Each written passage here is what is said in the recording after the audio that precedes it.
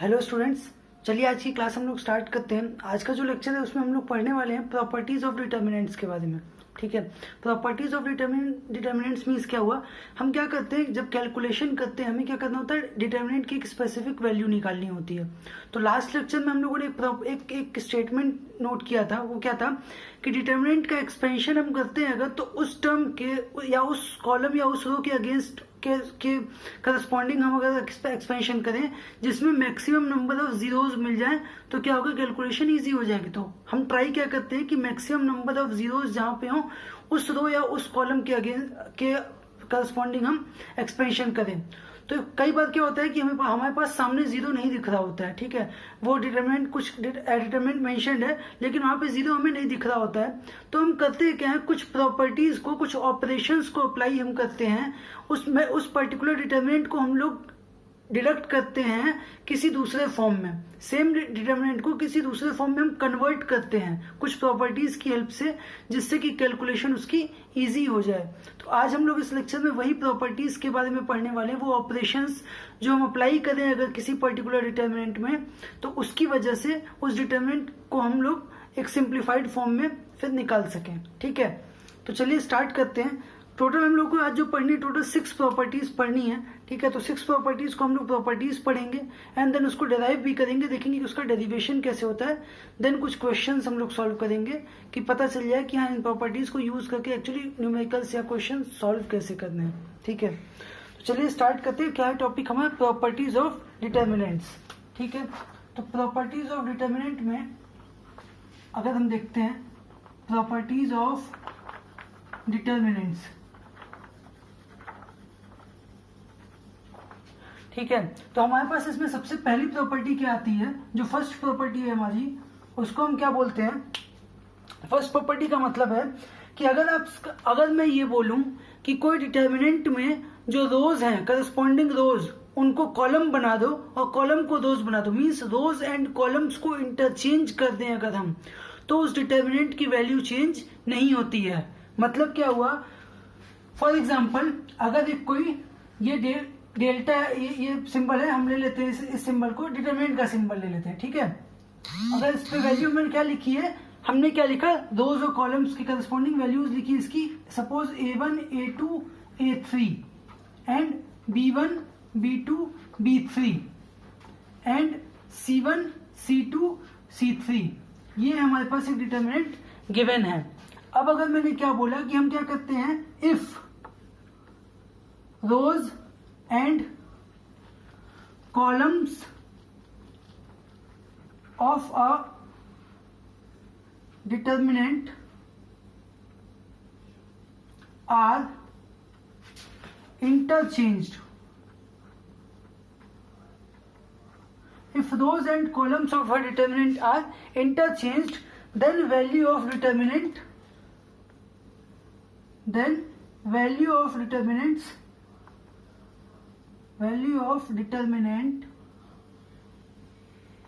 remains unchanged। इसका मतलब क्या हो गया, इसको हम सिंबॉलिकली कैसे रिप्रेजेंट करते हैं ये समझना आप लोग। सिंबॉलिकली हम इसको लिखते हैं RI changes to CI, replace करते हैं हम RI को CI, मीन्स क्या होगा, RI CI बन गया और CI RI बन गया, इसीलिए दोनों तरफ हम लोगों ने मार्क किया है। तो अगर हमने ये स्टेटमेंट है इसको हम लोगों को थोड़ा सा नोट डाउन आप करके रखोगे अपने पास तो इजी रहेगा। एग्जाम्पल से हम समझते हैं कि अगर ये हमारे पास था डेल्टा की ये वैल्यू डिटरमिनेंट की ओरिजिनल वैल्यू थी, अब अगर हम इस पे प्रॉपर्टी अप्लाई करेंगे तो प्रॉपर्टी अप्लाई करने के बाद जो हमारे पास न्यू आएगा आफ्टर इंटरचेंजिंग, ये प्रॉपर्टी अप्लाई करने के बाद इस डिटरमिनेंट में ये वैल्यू क्या आएगी हमारे पास, ये आएगी, मैंने क्या बोला, रोज को कॉलम में कन्वर्ट कर दो, तो ये A1 A2 A3 जो रो है हमारा फर्स्ट रो, ये फर्स्ट कॉलम बन जाएगा, तो ये हो जाएगा A1 A2 A3, देन ये B1 B2 B3 हमारा सेकेंड कॉलम बन जाएगा, सिमिलरली C1 C2 C3 ये हमारे पास आ जाएगा और इसकी वैल्यू भी सेम यही होगी, ये यहाँ पे बोला गया है। तो चलिए अब हम लोग डेराइव एक बार करके देख लेते हैं कि क्या सही में ऐसा होता है। ठीक है, तो डेरिवेशन के लिए हम क्या करेंगे, एक्सपेंड चलो कर देते हैं, ठीक है। एक्सपेंड अगर हम करें तो आप देखो, अगर ये जो डिटर्मिनेंट गिवन है इस पे मैंने बोला एक्सपेंड अलोंग R1, ठीक है। R1 के अलोंग इसको एक्सपेंड हम कर देते हैं। तो जब R1 के अलोंग एक्सपेंड करोगे आप तो क्या वैल्यू आएगी यहाँ पे, देखो ये प्लस माइनस प्लस, चलो पहले लिख लेते हैं। उसके बाद क्या हुआ A1, फिर क्या होगा A1 के करस्पॉन्डिंग हमारे पास क्या आएगा B2C3 माइनस C2B3, ये हो गया फर्स्ट। देन उसके बाद फिर माइनस A2 हो जाएगा, और A2 के करस्पॉन्डिंग क्या है हमारे पास B1C3 माइनस C1B3। उसके बाद फिर प्लस A3, प्लस A3 के बाद ये देखोगे तो B1C2 माइनस C1B2, ये हमारे पास वैल्यू है इस यहाँ पे इसकी, ठीक है। इस डिटरमिनेंट की वैल्यू हम लोगों को मिल गई है। चलो अब देखते हैं क्या करते हैं, ये जो डिटरमिनेंट गिवन है नीचे वाला जो मैंने लिखा कन्वर्ट करके, इसकी वैल्यू भी चलो देख लेते हैं। तो इसको मैंने क्या बोला, इसके लिए मैंने बोल दिया कि expand along C1, expand along C1 के अलोंग इसको एक्सपेंड करते हैं हम। तो C1 के अलोंग जब एक्सपेंड करेंगे तो क्या होगा, देखना C1 मतलब ये है कॉलम है, तो कॉलम के अलोंग एक्सपेंड करेंगे तो A1 आएगा, और A1 के करस्पॉन्डिंग अब यहाँ पे देखो साइन क्या हो जाएगा, ऐसे यहाँ पे हो जाएगा प्लस माइनस प्लस अल्टरनेट, ठीक है। तो A1 प्लस है, इसके करस्पॉन्डिंग क्या करोगे, देखो क्या होगा B2C3, तो ये हो गया B2C3 माइनस B3C2, ये आ गया। देन क्या हो गया माइनस A2 आया, और माइनस A2 के करस्पॉन्डिंग क्या होगा हमारे पास B1C3, ये और ये हाइट होगा, ये रो और ये कॉलम, तो क्या आ जाएगा B1C3 minus B3C1, B1C3 minus B3C1, फिर क्या होगा प्लस A3 हो जाएगा, और A3 के करस्पॉन्डिंग क्या है हमारे पास B1C2 माइनस B2C1। अब ये दोनों वैल्यूज आप देखो, ये वैल्यू जो है और ये वैल्यू जो गिवन है, ये वैल्यू एंड दिस वन, ये दोनों क्या है इक्वल है, बिल्कुल सेम वैल्यू है। तो मतलब क्या होगा कि इससे प्रूफ हो गया कि अगर हम रोज और कॉलम को इंटरचेंज कर देंगे तो वैल्यू चेंज नहीं होगी इसकी, ठीक है। तो ये हमारे पास थी पहली प्रॉपर्टी हमारी।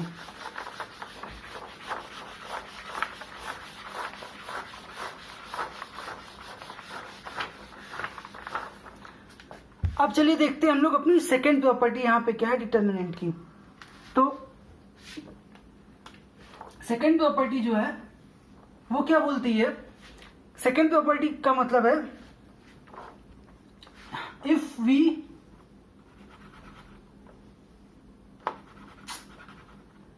वी इंटरचेंज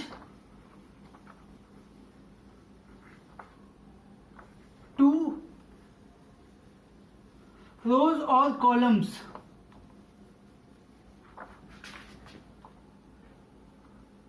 मतलब क्या होगा, if we interchange two rows मतलब या तो दो रो चेंज करते हैं आपस में, और ब्रैकेट में कॉलम लिखने का मतलब कि या तो दो कॉलम आपस में इंटरचेंज, ऐसा नहीं कि एक रो से एक कॉलम नहीं, दो रो आपस में कर दिया, या तो 2 1 2 2 में कर दिया, 2 1 2 3 में कर दिया, या फिर दो कॉलम्स आपस में इंटरचेंज कर दें, then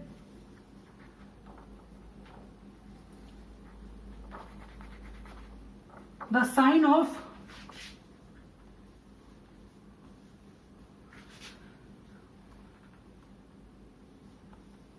numerical value of determinant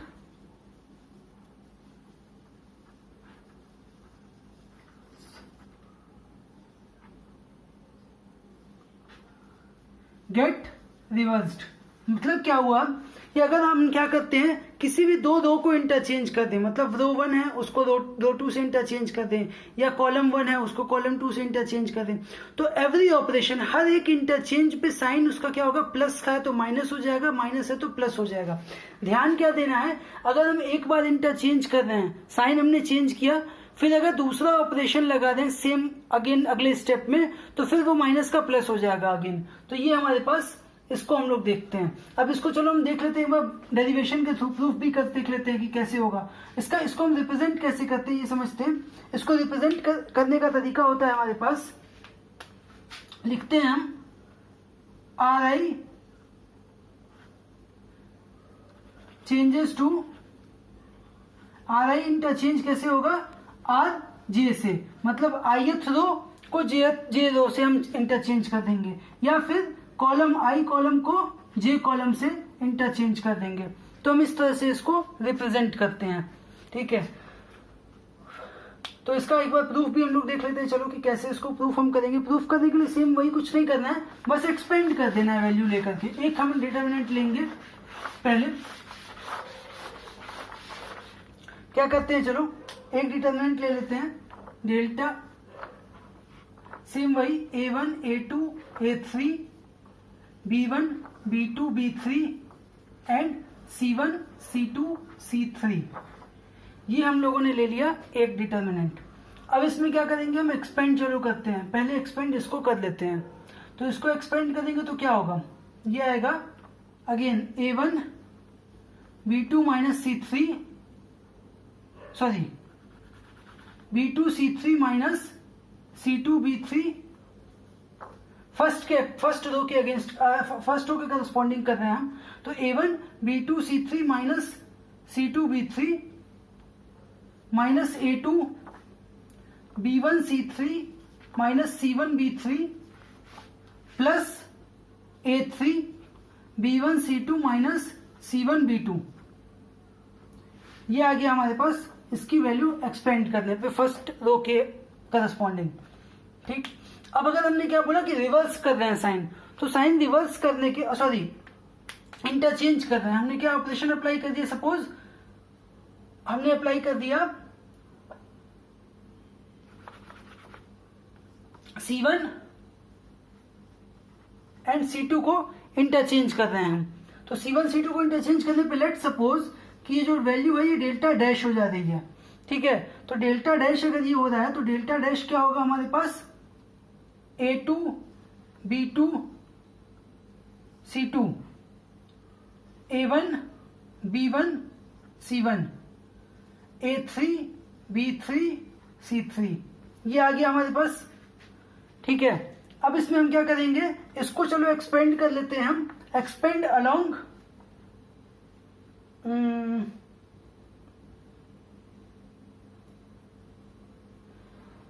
चलिए ठीक है, इसको एक्सपेंड करते हैं, प्लस माइनस प्लस, वही R1 के करस्पॉन्डिंग, सॉरी दो, हाँ R1 रो के करस्पॉन्डिंग ही हम कर लेते हैं। चलो इसको, तो क्या होगा हमारे पास, ये आ जाएगा a2 एंड क्या होगा b1 c3 minus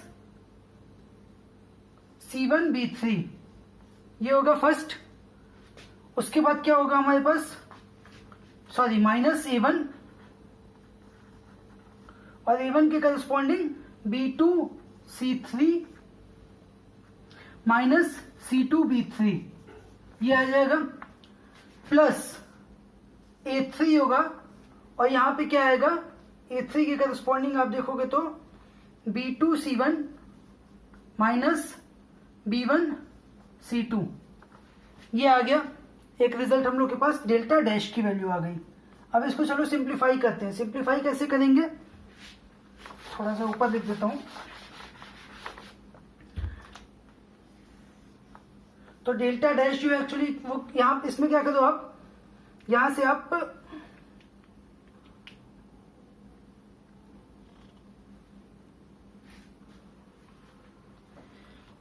minus common ले लो, ठीक है। माइनस कॉमन लोगे तो क्या हो जाएगा, ये माइनस वाला चलो सबसे पहले लिख लेते हैं, माइनस कॉमन ले लिया तो ये प्लस हो जाएगा, तो ये हो जाएगा a1 b2 c3 minus c2 b3, ठीक है। ये वाला टर्म हम लोगों ने पहले लिख लिया। अब इसके बाद क्या बोल रहे हैं हम, a2 वाला लिख लेते, तो यहाँ पे प्लस था, हम लोगों ने माइनस कॉमन ले लिया, तो ये माइनस हो जाएगा a2, और अंदर क्या आ जाएगा ब्रैकेट में b1 c3 minus c1 b3 minus c1 b3, ये आ गया। देन उसके बाद फिर क्या होगा, ये जो A3 है प्लस वाला, यहाँ पे क्या है B2C1 माइनस B1C2 है। तो अगर आप देखो ये प्लस है, ये माइनस होना चाहिए, माइनस कॉमन हम लेते हैं तो ये माइनस आना चाहिए, लेकिन और फिर हम क्या करते हैं एक और ऑपरेशन कि इस ब्रैकेट से भी माइनस बाहर ले लें, तो अल्टीमेटली ये क्या हो जाएगा, प्लस ही बचेगा और ये ब्रैकेट के अंदर वाला अपोजिट हो जाएगा, मतलब B1C2 माइनस B2C1 हो जाएगा। तो अब अगर आप देखो तो ये जो ब्रैकेट के अंदर वाला एलिमेंट है पूरा आइडेंटिटी, ये जो ब्रैकेट के अंदर का टर्म है ये पूरा टर्म आइडेंटिकल है इसके और इसके। तो एक्चुअली अगर आप देखो तो क्या है, ये पूरा डेल्टा ही तो है, तो माइनस साइन और डेल्टा, तो डेल्टा डैश की क्या वैल्यू आ गई, माइनस ऑफ डेल्टा। यही तो हम बोल रहे थे कि अगर एक किसी कॉलम को या एक किसी रो को अगर हम इंटरचेंज करते हैं तो साइन रिवर्स हो जाएगा। सेम आप डेरिवेशन चाहो तो रो के करस्पॉन्डिंग भी इंटरचेंज करके कर सकते हो, डेरिवेशन इसी तरीके से होगा इसका, ठीक है। तो ये हमारी सेकंड प्रॉपर्टी थी।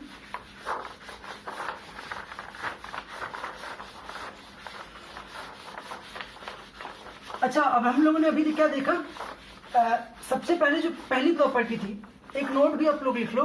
नोट क्या लिखना होगा इसमें कि हम लिख सकते हैं जो पहली प्रॉपर्टी हम लोगों ने पढ़ी थी उसके ऊपर है ये, उससे रिलेटेड नोट है क्या कि हम लोगों ने पहली प्रॉपर्टी में क्या बोला था कि रोज को और कॉलम्स को इंटरचेंज कर देंगे। रिकॉल करो फिर से मैट्रिक्स से रिकॉल करोगे तो क्या याद आएगा, हम लोगों ने जब ट्रांसपोज निकाला था, मैट्रिक्स का ट्रांसपोज निकालते थे, मतलब कोई एक मैट्रिक्स ए है तो क्या करते थे हम, मैट्रिक्स ए है अगर तो ट्रांसपोज अगर उसका निकालते थे तो हम क्या बोलते थे, ट्रांसपोज मतलब ए डैश कर देते थे।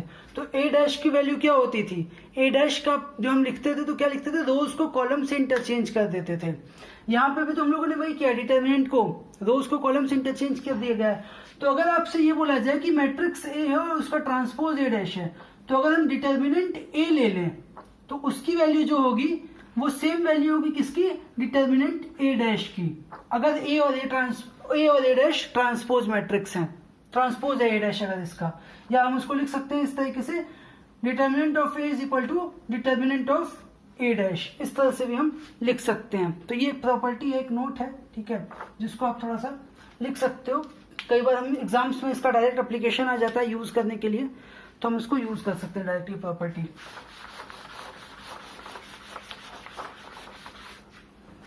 ठीक है, अब नेक्स्ट जो थर्ड हमारे पास है, थर्ड जो प्रॉपर्टी हमारे पास आती है वो थर्ड प्रॉपर्टी क्या है,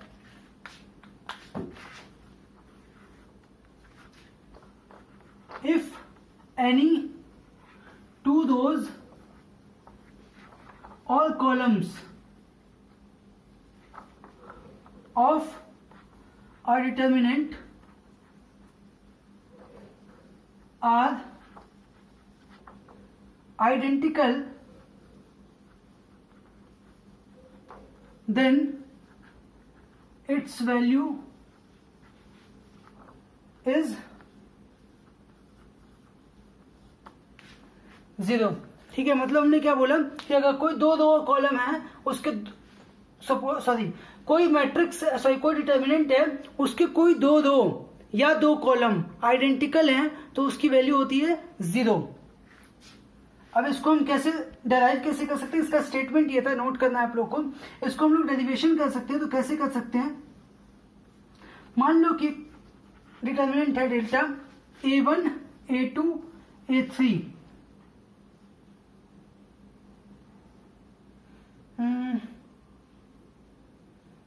आइडेंटिकल बोला है ना आपसे, तो ये ले लो आप A1 ही ले लो, और फिर क्या बोला B1 इसको आप ले लो A2 सपोज, यहाँ पे आप ले लो C1 और C1 और B2 और C2। ये है हमारे पास, क्यों बोला यहाँ पे क्या था, आइडेंटिकल, मैंने बोला कि दो आइडेंटिकल है अगर, या दो कॉलम आइडेंटिकल है, तो दो कॉलम हम लोगों ने क्या ले लिया, कॉलम 1 कॉलम 2 आइडेंटिकल ले लिया। ठीक, अब अगर हम बोले यूजिंग प्रॉपर्टी 2 क्या थी कि अगर कोई दो या दो कॉलम इंटरचेंज होगा तो डिटर्मिनेंट की वैल्यू क्या हो जाएगी, रिवर्स हो जाएगी, साइन रिवर्स हो जाएगा। तो मैंने प्रॉपर्टी 2 का यूज करके क्या ऑपरेशन यहाँ पे बोला, ऑपरेशन हम लोगों ने बोला कि C1 और C2 को इंटरचेंज कर देते हैं। चलो ठीक है, C1 और C2 को इंटरचेंज कर देते हैं, तो क्या होगा यहाँ पे डेल्टा जो है ये एक्चुअली ये बन जाएगा माइनस, बन जाएगा माइनस डेल्टा बन जाएगा, नेगेटिव हो जाएगा साइन, और यहाँ पे क्या आ जाएगा ये आप देखोगे तो फिर इंटरचेंज करो, सेम है दोनों तो फर्क पड़ेगा ही नहीं, फिर भी ये यही रहेगा a1 b1 c1 a2 sorry a1 यहाँ पे भी फिर रहेगा, फिर b1 और c1 और a2 b2 और c2 यही रहेगा। और ये है क्या, ये एक्चुअली है तो डेल्टा, तो that means minus of delta is equal to delta हो जाएगा, और minus of delta is equal to delta है, that means 2 delta is equal to 0, तो डेल्टा वैल्यू क्या आ गई, 0 ही तो आया। तो अगर मैं वही बात हो गई कि दो या दो कॉलम आइडेंटिकल है तो वैल्यू 0 हो जाती है। इस प्रॉपर्टी का बहुत यूज होने वाला है आगे हमारे पास क्वेश्चंस में, ठीक है।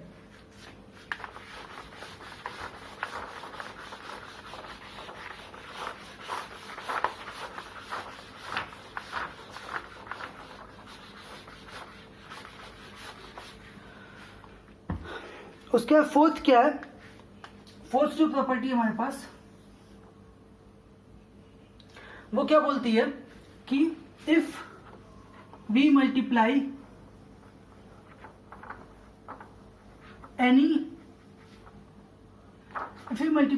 एलिमेंट्स ऑफ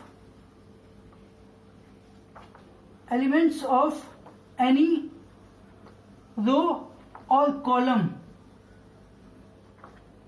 एनी दो और कॉलम, ध्यान देना एनी दो और कॉलम बोला गया, सबका नहीं बोला गया है, किसी एक रो या किसी एक कॉलम में ही ये बात कर रहे हैं हम। If you multiply elements of any दो और column by a constant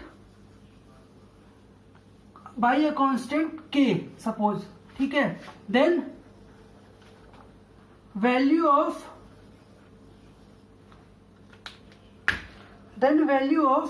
determinant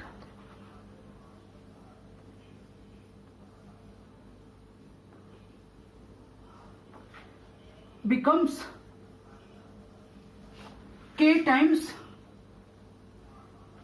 the original value।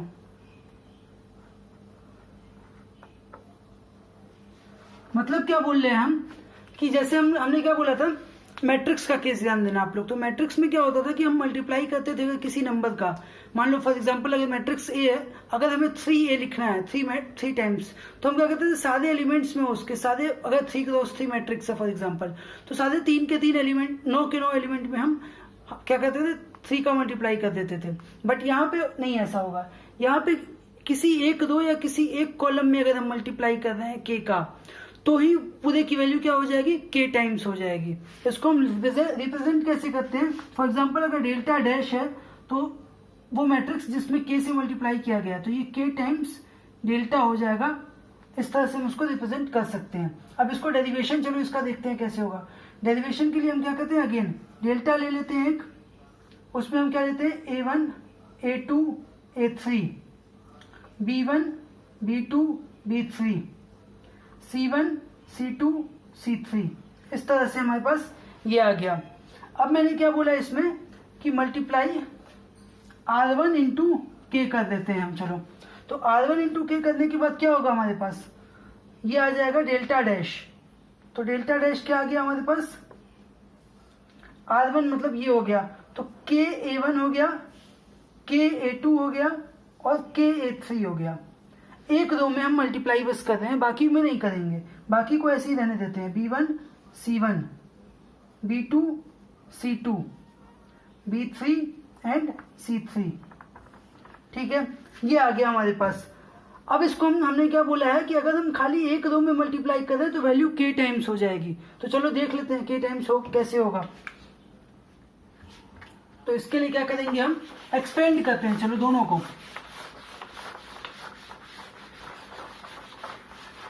जो हमारे पास डेल्टा है, चलो उसको पहले एक्सपेंड करते हैं, डेल्टा को एक्सपेंड करके देखते हैं। तो डेल्टा एक्सपेंड करने पे क्या आएगा, plus minus plus a1 b2 c3 minus b3 c2, यही होगा ना, b2 c3 minus b3 c2 minus of a2, और a2 के साथ क्या आ जाएगा b1 c3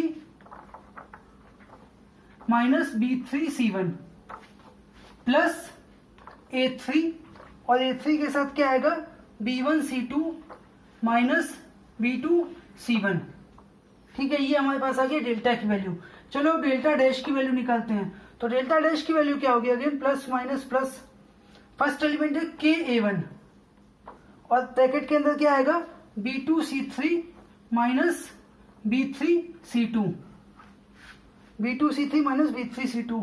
फिर अगेन क्या है, minus K2, again second term है माइनस KA2, तो माइनस KA2 के साथ क्या आएगा, B1C3 माइनस B3C1, ये आ गया।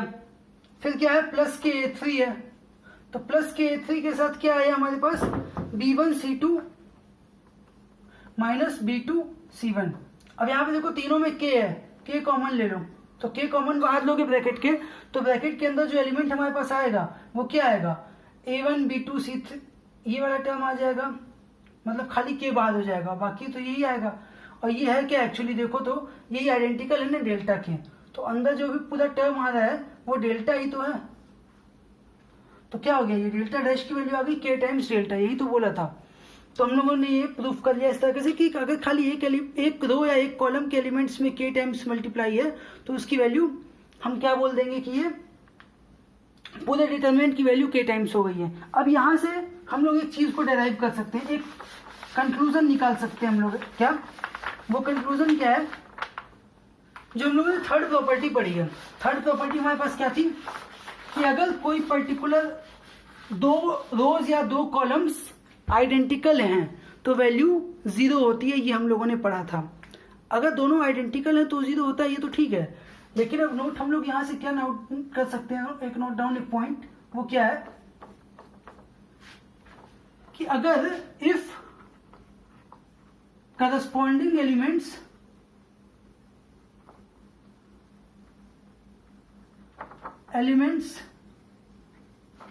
Of any two rows or columns are proportional, then also value of determinant becomes 0। मतलब मैंने क्या बोला कि अगर कोई डिटर्मिनेंट है, उस डिटर्मिनेंट के कोई दो रो या दो कॉलम के जो एलिमेंट्स हैं करस्पॉन्डिंग एलिमेंट्स, वो अगर प्रोपोर्शनल है उनकी वैल्यूज, तो भी डिटर्मिनेंट की वैल्यू 0 होगी। कैसे होगी, चलो समझते हैं। क्या मैंने बोला कि डेल्टा डिटर्मिनेंट है, चलो वो है A1 A2 A3। और अगर मैंने बोला कि प्रोपोर्शनल है, मतलब क्या होगा, कोई मान लो ये अल्फा टाइम्स होगा। प्रोपोर्शनल मतलब क्या होगा, ये A1 है तो ये अल्फा A1 होगा, ये A2 है तो ये अल्फा A2 होगा, ये A3 है तो अल्फा A3 हो जाएगा, ये यही तो होगा। और फिर ये मान लेते हैं A2 है, अरे ये हम मान लेते हैं कि हमारे पास है B1 B2 B3, ये इस तरह से है, ये हमारे पास मैट्रिक्स है, सॉरी डिटर्मिनेंट है। अब अगर ये अल्फा है सिंगल टर्म एलिमेंट में, तो हम क्या कर सकते हैं, इसको कॉमन बाहर ले सकते हैं, क्योंकि वैल्यू क्या होगी, अल्फा टाइम्स है, अल्फा का मल्टीप्लीकेशन किसी एक में भी हम करते थे तो वही होता था ना, तो अल्फा हम यहाँ से क्या लिख सकते हैं, बाहर ले सकते हैं। तो ये हो जाएगा A1 A2 A3, again A1 A2 A3 और B1 B2 B3, ये ले रहे हैं हम यहाँ से। तो अब देखो क्या हो गया, ये दोनों हमारे पास आइडेंटिकल आ गए, तो आइडेंटिकल आ गया, अगेन फिर से इसकी वैल्यू क्या हो गई, पूरे की 0 हो गई, तो अल्फा इंटू 0 क्या होगा, 0 ही होगा। तो कोई भी ये नोट है, हम इसको नोट आप लोग कर देना, ये पॉइंट है, इसका भी कई बार यूज पड़ेगा, बहुत आसानी से हम यूज कर सकते हैं इसको कैलकुलेशन के बिना। कि क्या होगा कि अगर कोई कहीं से कॉमन निकल रहा है किसी एक रो या एक कॉलम से, और कॉमन निकाल करके ऐसा हो रहा है कि दोनों इक्वल हो जाए, दो रो या दो कॉलम, तो कॉमन निकालो और पूरे की वैल्यू 0 कर दो, ठीक है। तो ये हमारा था फोर्थ प्रॉपर्टी। तो जो फिफ्थ प्रॉपर्टी है हमारी, वो क्या बोलती है कि इफ सम और all the elements of a determinant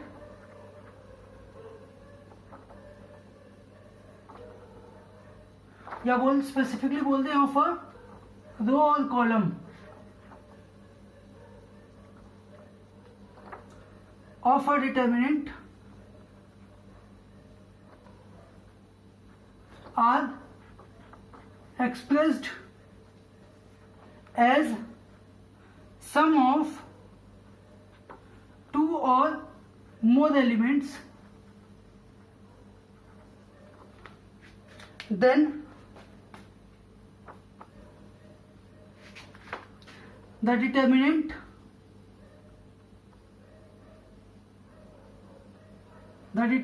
can be expressed as sum of two or more determinants. Statement देखो इसका थोड़ा सा बड़ा होगा और लैंग्वेज अगर हम देखें तो हो सकता है कि थोड़ा सा कंफ्यूजिंग लग रहा होगा, समझ में नहीं आता है कई बार स्टेटमेंट पढ़ के हम लोग को। मैथ्स के अंदर क्या, जब तक हम लोग कोई डेरिवेशन ना लिख दें, कोई स्टेटमेंट ना लिख दें, एक एक एक्सप्रेशन ना लिख दें, तो समझ में नहीं आती है जल्दी बातें। तो ये स्टेटमेंट है इसका। अब इसको मैं अगर एक्सप्रेस करूँ आपसे, अगर ये बोलूँ कि इसको हम डिटरमिनेंट के टर्म में, स्टेटमेंट के एक्सप्रेशन के टर्म में लिखें, तो कैसे लिखेंगे? क्या बोला है? Sum all the elements of a row और कॉलम। तो मान लेते हैं क्या है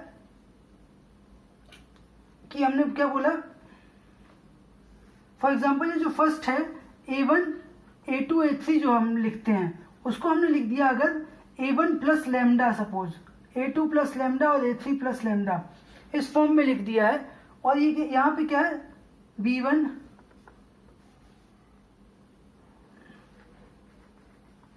B2 B3 and C1 C2 C3। अगर ये इस तरह से लिखा हुआ है तो हम करेंगे क्या, ये जो टर्म्स है ना A1 प्लस लैम्डा है, A2 प्लस लैम्डा है, A3 प्लस लैम्डा है, इसको सेपरेट कर देंगे। मतलब दो डिटर्मिनेंट्स का सम ले लेंगे हम यहाँ पे A प्लस बी के फॉर्म में।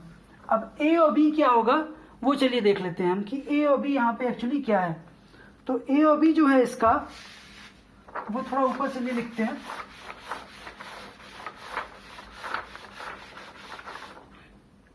जो A होगा, मतलब कि ये पूरा जो है इसको हम A प्लस बी के फॉर्म में लिख सकते हैं। तो A प्लस बी क्या है, सबसे पहले क्या करो, A1 A2 A3 को ले लो। तो A1 A2 A3 को ले लो, B1 B2 B3 ले लो और C1 C2 C3 ले लो। प्लस क्या करो, ये जो लैम्डा वाला टर्म है, ये लैम्डा को अलग सेपरेट कर दो। Lambda B1 B2 B3 C1 C2 C3, ये इस तरह से हम लिख सकते हैं इसको, ठीक है। अब ध्यान देना, जब हम एडिशन करते हैं तो अगर कभी भी इससे क्या समझ में आता है कि दो मैट्रिक्स है उसको हम ऐड कर रहे हैं, तो सीधे ऐसे करस्पॉन्डिंग हम यहाँ पे क्या होता है, अब ऐसे अगर देखोगे आप करस्पॉन्डिंग एलिमेंट्स ऐड करोगे तो क्या होगा, B1 प्लस B1 2B1 हो जाएगा। तो इस तरह से हम नहीं करते हैं। कोई भी पर्टिकुलर अगर आप देखो, ये दोनों कॉमन है, ये और ये दोनों कॉमन है, तो जो कॉमन है उसको सेम, जितना जो सिंगल एलिमेंट्स हैं वही लिख देते हैं, और जहां पे डिफरेंट दिख रहा है उन दोनों को हम ऐड करके लिख देते हैं, अगर हमें रिवर्स जाना है इससे।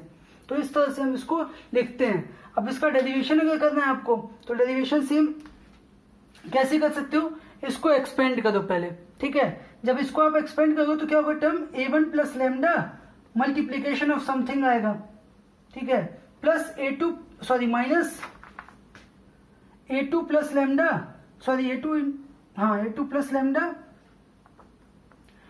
और इनटू समथिंग आएगा, और प्लस A3 प्लस लैम्डा और इनटू ब्रैकेट में समथिंग आएगा। अब यहाँ पे क्या करना, A1 A2 A3 वाला जो है वो एक साथ ले लेना, और लैम्डा वाला जो तीनों टर्म है उसको एक साथ अलग रख लेना। फिर आप जब इसको एक्सपेंड करोगे तो A1 A2 A3 के करस्पॉन्डिंग ये आ जाएगा, एक आएगा, और लैम्डा वाला आपको दूसरा मिल जाएगा। नीचे की वैल्यू सेम ही होगी। क्यों सेम होगी, क्योंकि देखो ये दोनों एलिमेंट सेम आ रहे हैं, ठीक है। तो ऐसे हम डेरिवेशन अगर चाहें तो इसका कर सकते हैं।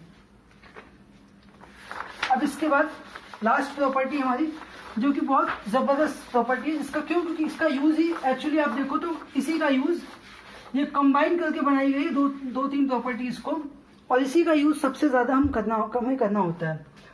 अब यहाँ पे देखो, ये जो लास्ट प्रॉपर्टी है उसका मैं स्टेटमेंट खाली लिखूंगा, खाली एक्सप्रेशन लिखूंगा, और स्टेटमेंट क्योंकि इसका थोड़ा सा आप देखोगे तो कॉम्प्लिकेटेड होगा, कोई मतलब नहीं है।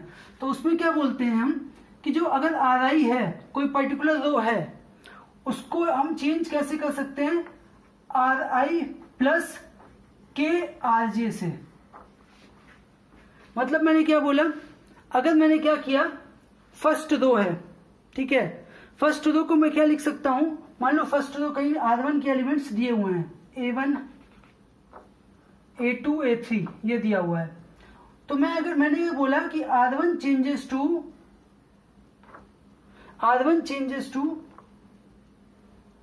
R1 प्लस 3R2, ठीक है। तो फिर मैं क्या करूंगा, R1 को 3R2 से, मतलब कि अगर R1 ये दिया हुआ है, R2 क्या है, B1 B2 B3।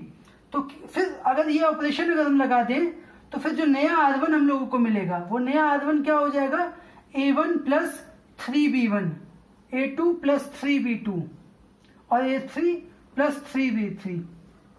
तो ये क्या हो जाएगा हमारे पास, अगर हम ऐसा ऑपरेशन कहीं पे लगा देते हैं तो भी वैल्यू चेंज नहीं होगी।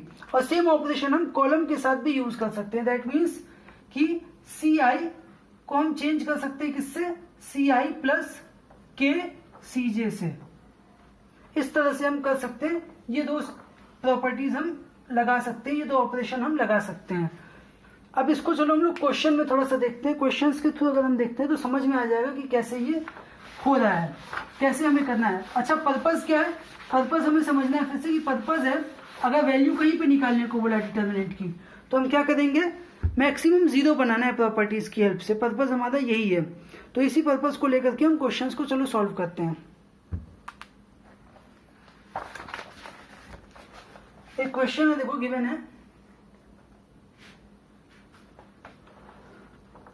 a minus B minus C 2b 2c and यहां पे क्या है 2a b minus C minus a 2c and यहां है 2a हाँ 2b c minus a minus b। और इसकी वैल्यू हम लोग को प्रूफ करनी है, क्या है, a प्लस बी प्लस सी का होल क्यूब। ये प्रूफ करना है हम लोगों को, ठीक है। तो चलो देखते हैं कैसे करेंगे। अच्छा, अब यहाँ पे कुछ आप लोगों को मैं एक तरीके से बोल सकते हो ट्रिक ही है, जो मैक्सिमम क्वेश्चंस में यूज होता है। ऐसे क्वेश्चंस करने के लिए जैसे हम लोगों ने कैसे करना है इसको समझते हैं। पहली चीज तो देखो आप लोगों को क्या करनी है, कहीं पर भी आप अगर देखो कि कोई भी टर्म 0 1 कुछ ऐसा नहीं है, तो करना क्या है, चेक करो कि अगर हम क्या कर दें, अगर कुछ ऐसा कर दें कि कहीं पर एक पूरी रो या एक पूरा कॉलम 1 1 1 हो जाए। 0 अगर नहीं हो पा रहा है एक बार में, तो सबसे पहले देखो 1 1 1 कर दें। अगर हम क्यों 1 1 1 कर दें, क्योंकि अगर तीनों को 1 कर दिया हम लोगों ने, तो आपस में जो लास्ट प्रॉपर्टी पड़ी है 6th वाली, उसके थ्रू हम एडिशन सब्ट्रैक्शन 2 रोज का या 2 कॉलम्स का करके हम 0 बना सकते हैं। तो हमें सबसे पहला मोटो क्या देखना पड़ेगा कि 1 बना ले हम कहीं पे भी। तो अगर हम लोगों को 1 बनाना है, तो 1 बनाने के लिए देखो क्या कर सकते हैं, आप ध्यान देना, हम यहां पे क्या कर सकते हैं, ये वाला जो ये एलिमेंट्स कहीं कहीं देखो थोड़ा सा सिमेट्री दिख रही है सब में, a minus B minus C B C A C minus A minus B. तो ऐसी सिमेट्री जब भी दिखे ना, तो क्या कर दो, रो या कॉलम पे तो R1 को चेंज कर दो किससे, R1 plus R2 plus R3 से। ये ऑपरेशन हम लगा सकते हैं प्रॉपर्टी 6 की हेल्प से, ठीक है। ये ऑपरेशन हम लगा लेते हैं, तो ये वैल्यू क्या हो जाएगी इसकी, a माइनस बी माइनस सी है। फिर आप क्या करोगे, प्लस 2b करोगे और प्लस 2c करोगे। तो प्लस 2b क्या हो जाएगा, 2b माइनस बी हो जाएगा प्लस b, तो a प्लस बी प्लस सी यहां आ जाएगा, ठीक है।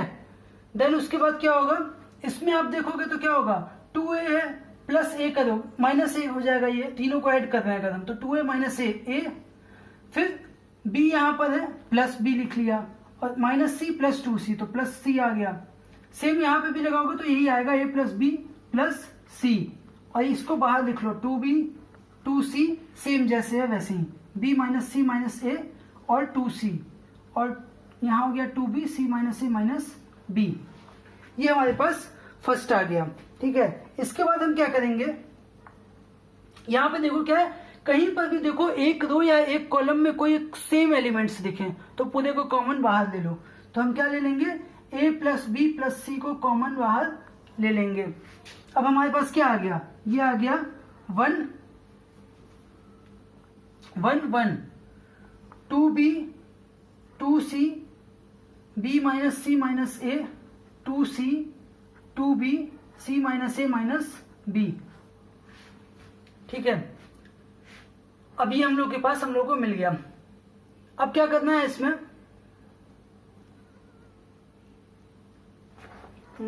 क्वेश्चन आप देखोगे तो 2a 2a, ठीक है क्वेश्चन सही है। हाँ, अब यहाँ पे क्या करेंगे, देखो 1 1 1 मिल गया। अब 1 मिलने के बाद पर्पस क्या है हमारा, 0 बनाना है। तो 0 बनाने के लिए हम क्या कर सकते हैं, यहाँ पे एक और एप्लीकेशन, एक और ऑपरेशन यूज करो। वो क्या है ऑपरेशन, ये हमारे पास फर्स्ट है, सेकंड है, ये थर्ड है। तो लिख लो C2 changes to C2 minus C1। पहले हम क्या ऑपरेशन लगाएंगे, C2 को चेंज करेंगे C2 माइनस C1 से, ठीक है। एंड उसी के साथ साथ एक ऑपरेशन और लगाएंगे हम, क्या, C3 changes to C3 minus C1 से, C3 माइनस C1 से, ठीक है। अब ध्यान यहाँ पे देना क्या है, गलती कई बार स्टूडेंट से होती है कि स्टूडेंट्स क्या देखते हैं कि ऐसा तीनों में 1 है तो क्या करते हैं, C2 को चेंज करते हैं C2 माइनस C1 से और C3 को चेंज करते हैं C3 माइनस C2 से। ऐसा मत करना। क्यों नहीं कर सकते हो, क्योंकि जब आप एक बार चेंज कर दोगे ना, C2 को आपने चेंज कर दिया, पहले आपने अप्लाई किया C2 माइनस C1, तो आपने फिर C2 को चेंज कर दिया है। चेंज जो C2 है वहां पे इसकी वैल्यू 0 आ जाएगी, 1 माइनस 1। इसकी वैल्यू देखोगे तो b माइनस सी माइनस ए है माइनस 2b, फिर इसकी भी 0 आएगी।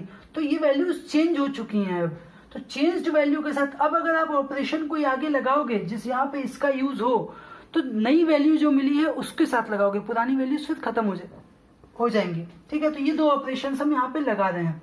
क्यों लगाया समझना, क्योंकि इसको हम करेंगे C2 माइनस C1 तो ये 0 हो जाएगा, यहाँ पे करेंगे तो 1 माइनस 1 ये भी 0 हो जाएगा। तो 2 0 हो गए, खाली इसके करस्पॉन्डिंग हम एक्सपेंशन यूज कर सकते हैं बहुत आसानी से। ठीक है, तो चलो अब एक्सपेंड ये ऑपरेशन लगा करके फाइनल देखते हैं क्या आ रहा है हमारे पास।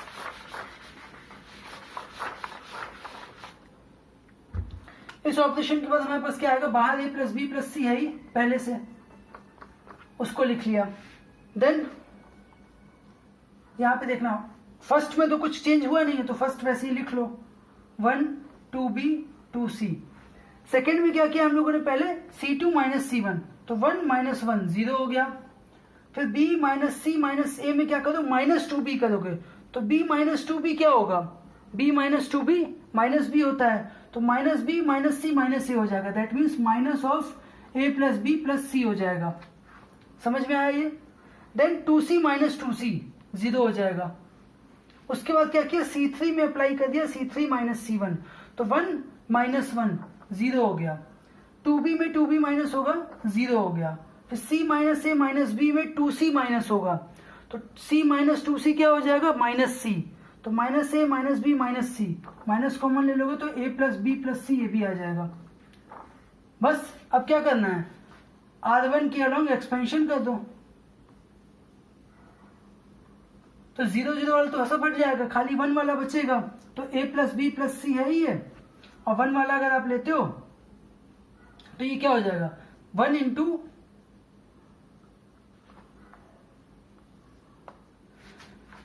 Minus of this into this, ये दोनों इक्वल है तो माइनस माइनस मल्टीप्लीकेशन में कैंसिल हो गया। तो ये क्या बचेगा, a plus B plus C whole square, और 0 है माइनस में तो कोई मतलब नहीं है तो खाली यही हमारे पास बचेगा, 0 ले लेते हैं चलो। ठीक है, ये इतना बचा तो 1 इंटू ये हमारे पास आ रहा है तो 1 इंटू दिस क्या हो गया, a plus B plus C whole square, और a plus B plus C बाहर है तो वैल्यू क्या आ गई, a plus B plus C whole cube. यही तो प्रूफ करना था तो ये वैल्यू आ गई हमारे पास इस तरह से। चलो देखते हैं, एक नेक्स्ट क्वेश्चन है हमारा। ठीक है, तो नेक्स्ट इस क्वेश्चन को कैसे करेंगे, हम लोग को क्या करना है, इस डिटर्मिनेंट की वैल्यू प्रूफ करनी है a क्यूब के इक्वल। तो a क्यूब के इक्वल कैसे हो सकती है ये, अगेन क्या करना है हम लोग को, पहला मिशन क्या है हमारा, 0a बनाना है। तो 0 बनाने के लिए हम क्या कर सकते हैं, देखो यहाँ पे 2a है, यहाँ पे 3a है, ठीक है, और यहाँ पे a है तो 6th प्रॉपर्टी अगेन याद करो, क्या बोल सकते हैं हम कि R2 को हमने चेंज कर दिया कैसे, R2 माइनस 2R1 से। क्यों R2 माइनस 2R1, तो 2A माइनस 2A हो जाएगा 0। एंड R3 को कैसे कर सकते हैं हम, R3 माइनस 3R1। क्यों किया, क्योंकि R3 माइनस 3R1 से 3A माइनस 3A 0 हो जाएगा, R3 माइनस 3R1। ये हम लोगों ने अप्लाई करना है यहाँ पे। अब इसको अप्लाई करेंगे तो क्या होगा, देखो R1 तो सेम रहेगा, तो चलो लिख लेते हैं पहले ही उसको वैसे ही, A plus B plus C। Again 2A minus 2A 0 हो जाएगा। फिर क्या होगा, 3A है और फिर 2A माइनस करेंगे, इसमें से 2 टाइम्स हो जाएगा ना 2R1, तो 3A माइनस 2A देखो क्या होगा, A बचेगा और 2B माइनस 2B क्या हो जाएगा, 0 बचेगा। देन यहाँ पे आओ, 4A माइनस 2A 2A बचेगा, 3B माइनस 2B B बचेगा और 2C माइनस 2C 0 कुछ नहीं आया, तो ये हो गया। थर्ड वाले में देखो तो 3A और माइनस 3A, तो A बचेगा, सॉरी 3A माइनस 3A 0 आ जाएगा। 6A में से 3A माइनस करोगे तो 3A बचेगा और 3B में से 3B माइनस करोगे तो कुछ नहीं बचेगा। 10A है और यहाँ पे देखो 3A माइनस करो तो 7A बचेगा, प्लस 6B में से 3B माइनस करो तो 3B बचेगा और 3C में से 3C माइनस करो तो कुछ नहीं बचेगा। तो ये कन्वर्ट हो गया इस फॉर्म में, वैल्यू चेंज इसकी नहीं होगी अब इस तरह से यहाँ पे, ठीक है। इतना हम लोगों ने यूज कर लिया ताकि हम लोग को 2 0 यहाँ पे मिल जाए। अब इस पे हम लोग क्या कर सकते हैं, ऑपरेशन देखो, कोई ऑपरेशन अगर लगाना हो हमें तो हम चाहे तो और आसान बनाने के लिए क्या कर सकते हैं, क्यों आसान बनाना चाहते हैं हम, क्योंकि A के अलाउंग जब एक्सपेंशन करेंगे तो हम लोग को यहाँ पे देखो क्या होगा, A इंटू दिस करेंगे फिर दिस इंटू दिस करेंगे तो थोड़ा सा लंबा हो सकता है, हो जाए। तो और आसान कैसे बना सकते हैं हम, यहाँ पे ध्यान से देखो अगर आप, तो ये 3B है, ये B है, B और 3B में क्या है, 3 टाइम्स का डिफरेंस है, यहाँ पे भी 3 टाइम्स है। तो एक काम करते हैं हम क्या, कि R3 को फिर चेंज करते हैं किससे, R3 माइनस 3R2 से। तो R3 माइनस 3R2 से करने से क्या फर्क पड़ेगा, क्या बन जाएगा ये, चलो देखते हैं। ये A है, ऊपर वाला तो R1 वैसे ही रहेगा, A plus B plus C हो जाएगा। ये R2 भी सेम वैसे ही रहेगा, तो R2 चलो लिख लेते हैं 0A 2A प्लस B, ठीक है। अब इसको देखो 0 माइनस 0 0 ही रहेगा, 3A माइनस 3A हो जाएगा 0 आ जाएगा, फिर 7A और ये क्या हो जाएगा 3 टाइम 6A हो जाएगा, तो 7A माइनस 6A A बचेगा खाली और 3B माइनस 3B 0 बचेगा। तो ये हमारा इस फॉर्म में फिर कन्वर्ट हो गया ये मैट्रिक्स। अब क्या, सॉरी डिटर्मिनेंट, अब क्या करना है, सिंपल एक्सपेंशन कर दो C1 के करस्पॉन्डिंग, तो ये 0 है, ये 0 है, खत्म हो गया खेल। ये बचा खाली A का, तो A बचा है, इसके करस्पॉन्डिंग अगर आप करोगे तो क्या आएगा, ये A है और ये A इंटू A स्क्वायर, और ये क्या होगा 0 इंटू दिस 0 ही रहेगा, तो खाली क्या बचेगा ब्रैकेट के अंदर A स्क्वायर, तो A स्क्वायर इंटू A क्या आ गया, A क्यूब आ गया। तो इस तरह से ये क्वेश्चन सॉल्व हो गया। आप सोचो कितना आसान हो गया है काम। अब अगर हम नॉर्मली जो हम लोगों ने सीखा है एक्सपेंशन, वैसे एक्सपेंशन करते तो क्या होता, इतने बड़े टर्म्स हैं, 3 4 कितने बार मल्टीप्लीकेशन कर रहे होते, सिंपली हम क्या किया, हम लोगों ने ऑपरेशन यूज करके इस फॉर्म में डिडक्ट कर लिया। तो इस तरह से हम लोग इसको यूज करते हैं। नेक्स्ट क्वेश्चन की तरफ मूव करते हैं, चलो।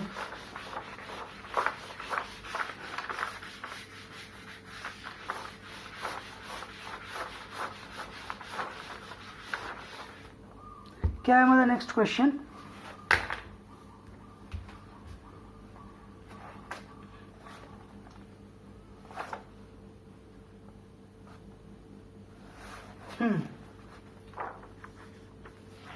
ये देखो क्वेश्चन है y plus Z, Z plus X, X plus Y, और यहां पे x plus Y, Y plus Z, Z plus X, then X Y Z. इसकी वैल्यू हम लोग को क्या बतानी है, X cube plus Y cube plus Z cube plus -3x-y-z, ये प्रूव करना है हम लोग को कि ये आती है वैल्यू। ठीक है, थोड़ा सा फिर से लिख देता हूं इसको, X cube plus Y cube plus Z cube -3x-y-z, ये प्रूव करना है वैल्यू को। कैसे करेंगे तो देखना। अब हम क्या कर सकते हैं, फिर से हमारा पर्पस क्या है इसको, कि वैल्यू को हम लोगों को क्या करना है, 1 या तो 0 बनाना है। ठीक है, 1 या 0 बनाने के लिए हम क्या कर सकते हैं यहां पर, अब देखो यहाँ YZ है, यहाँ ZX है, यहाँ x प्लस वाई के फॉर्म में है। हम क्या करना था पर्पस, 1 या 0 बनाना है। तो देखो 0 बनाना मुश्किल लग रहा है पहले ही, सबसे पहले, क्योंकि सारा प्लस का टर्म है और अलग अलग टर्म है। तो क्या करते हैं, 1 चलो बनाते हैं। 1 कैसे बन सकता है, ध्यान देना, ये और ये जो है अगर दोनों को ऐड कर दें, मतलब क्या करते हैं हम, C1 को कन्वर्ट कर दें किससे, C1 प्लस C3 से। ठीक है, तो क्या होगा हमारे पास, ये हमारे पास x plus Y plus Z, X plus Y plus Z, X plus Y plus Z आ जाएगा। ठीक है, और दूसरा ऑपरेशन क्या हम लगा सकते हैं इसके साथ साथ, ये देखो इन दोनों में एक ऑपरेशन लगाना है, क्या, ये x प्लस वाई है, ये x है, y प्लस जेड है, y है, z प्लस x है, z है। इसमें से ये वाला माइनस कर दें, मतलब C2 changes to C2 minus C3 कर दें, तो क्या हो जाएगा, सिंगल सिंगल टर्म बचेगा हमारे पास। तो चलो ये दोनों ऑपरेशन लगाते हैं। क्या होगा, C1 में C3 जब ऐड करोगे तो हो जाएगा x plus Y plus Z, यहाँ पर इधर भी आ गया x plus Y plus Z, और इधर भी आ गया same x plus Y plus Z. यहाँ पे जब इसको माइनस किए हो आप, तो क्या बचेगा, x plus Y minus X, तो y बचा, यहाँ पर z बचा, और यहाँ पर x बचा, और यहाँ पे x y z तो है ही, ये आ गया हमारे पास। अब यहाँ से क्या करो, x plus Y plus Z बाहर ले लो, तो ब्रैकेट के अंदर क्या आ जाएगा, 1 1 1 y z x x y z। अब क्या करना है, प्रॉपर्टी सिंपल सा लगा दो, माइनस करने वाला। तो क्या करेंगे हम, लिख देंगे C2 changes to C2 minus C1 कर दो, and C3 changes to C3 minus C1 कर दो। ठीक है, तो ये दोनों प्रॉपर्टी लगा करके क्या मिलेगा हम लोगों को, x plus Y plus Z तो बाहर है ही, साथ में यहां पे क्या आ जाएगा, सॉरी C नहीं R पे लगेगा ये, क्योंकि इस तरह से हम लोग लिख रहे हैं रो वाइज। तो R2 changes to R2 minus R1 and R3 changes to R3 minus R1, ये लगाना है हम लोगों को। तो क्या हो जाएगा, ये 1 तो सेम रहेगा, 1 y x, R2 पे लगा दे R2 माइनस R1, तो 1 माइनस 1 0 हो गया, ये हो गया z माइनस y, और ये हो गया y माइनस x। ठीक है, देन क्या होगा, R3 में से R3 माइनस R1 कर रहे हो आप, तो 0 बचेगा यहाँ पे, ये हो जाएगा x माइनस वाई, और ये बचेगा z माइनस एक्स। ये आ गया हमारे पास रिजल्ट इस तरह से। अब इसमें क्या करो, एक्सपेंशन कर दो। अब इसका तो एक्सपेंशन करेंगे हम, तो क्या मिलेगा देखते हैं, 0 0 वाला टर्म कैंसिल हो गया, खाली 1 वाला बचेगा, तो x plus Y plus Z है, उसके बाद ब्रैकेट के अंदर क्या आएगा, 1 है, 1 की करस्पॉन्डिंग पहले इन दोनों का मल्टीप्लीकेशन होगा और फिर इन दोनों का हो जाएगा, तो क्या हो जाएगा, z minus Y into z minus X minus x minus Y into वाई माइनस एक्स। ऐसा ही है ये, ठीक है।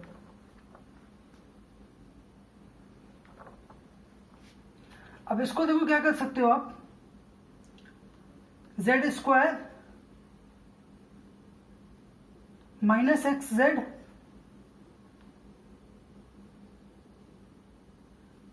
Z square minus X Z minus Y Z plus X Y लिख सकते हैं। और ये क्या है, X minus Y Y minus X, इससे माइनस बाहर लोगे तो ये प्लस क्या हो जाएगा, X plus Y whole square, मतलब X square plus Y square plus 2xy। तो ये आ जाएगा जेड एक्स स्क्वायर है वाई स्क्वायर है जेड स्क्वायर मिल गया, तो X square plus Y square plus Z square, X square plus Y square plus Z square plus 2xy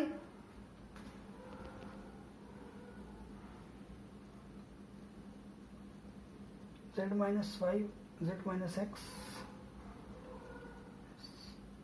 Z minus Y Z plus X Y plus, sorry ये X minus Y square है ना, तो ये minus 2xy आएगा, क्योंकि यहाँ पे X minus Y whole square बचा था, तो X square plus Y square minus 2xy, तो ये क्या हो जाएगा, X square plus Y square plus Z square minus 2xy plus xy, तो क्या हो गया माइनस ऑफ xy, फिर माइनस वाई जेड बचा और माइनस एक्स जेड बचा। तो ये आ गया हमारे पास एक फैक्टर और दूसरा फैक्टर आ गया X plus Y plus Z. Direct formula भी है, वैसे आप एक्सपेंड करोगे तो इसका रिजल्ट मल्टीप्लिकेशन करके भी देखोगे तो आप ये रिजल्ट हमें मिल जाता है यहाँ से। तो ये आ गया हमारा इसका रिजल्ट इस तरह से।